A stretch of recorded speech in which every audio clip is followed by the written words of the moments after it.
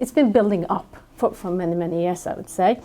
And my first role as a NED, or a board member, as we would call it in Norway, because we don't differentiate between non-executive and executive board members. We just have non-executive board members. And my first position with this company, listed company in Norway, was a newly established bank. This was at the beginning of the Quota. So I would say I'm a quoted woman. I'm proud to be one as well. This new bank, an internet bank, very early in their field, they had a very clear plan for which board members they should have on board. And the quota law was already implemented, so they needed to have a fair balance of men and women on that board. So, but my competence on that board was within communication. Coming to that board and knowing that this is my role to play, to be advising within the communication area, but also being able to see the overall perspective of the company. That was really important. And the other two women that came on board at the same time as me, one of them was from the financial industry and the other one from the computer industry. So it was really well-defined competence areas that we did have.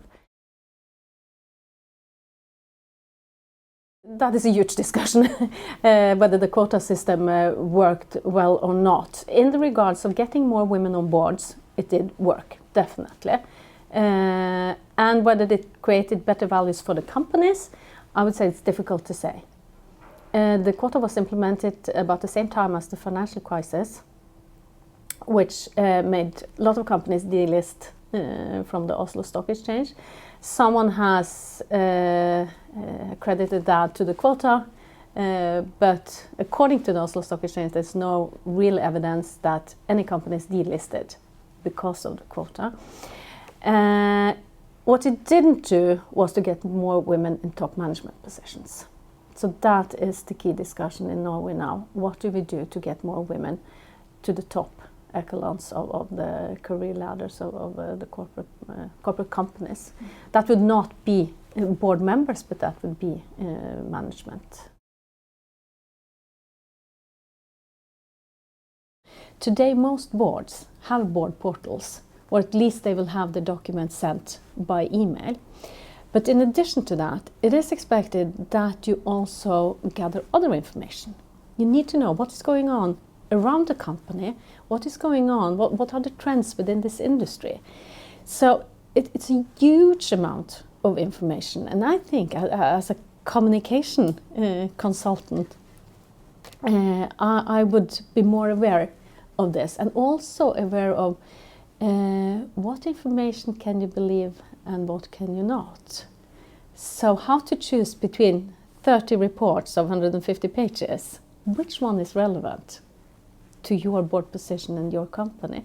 And this, I think, is we are being bombarded by information, and this, I think, is going to be one of the key things for board members to be able to select what is relevant for their decisions. I think the selection of the chairman is hugely important, because that is the person that sets the tone in the boardroom. It doesn't help to have 10 qualified, good, flexible, knowledgeable board members if the chair is not able to make use of that competence. And that's why we increasingly are talking about diversity of thoughts, because there's a lot of talk about diversity in the boardroom, gender diversity, and then now also other aspects of diversity, but it doesn't help if you still think alike. It is always preferred that you have some P&L experience, because you need to know what's coming in and what's going out and how to manage that. So that would be my key advice to people wanting to come on the board. Make sure you have P&L responsibilities in the company, and if you're having maternity or paternity leave, make sure you get back on track as soon as you come back to the company.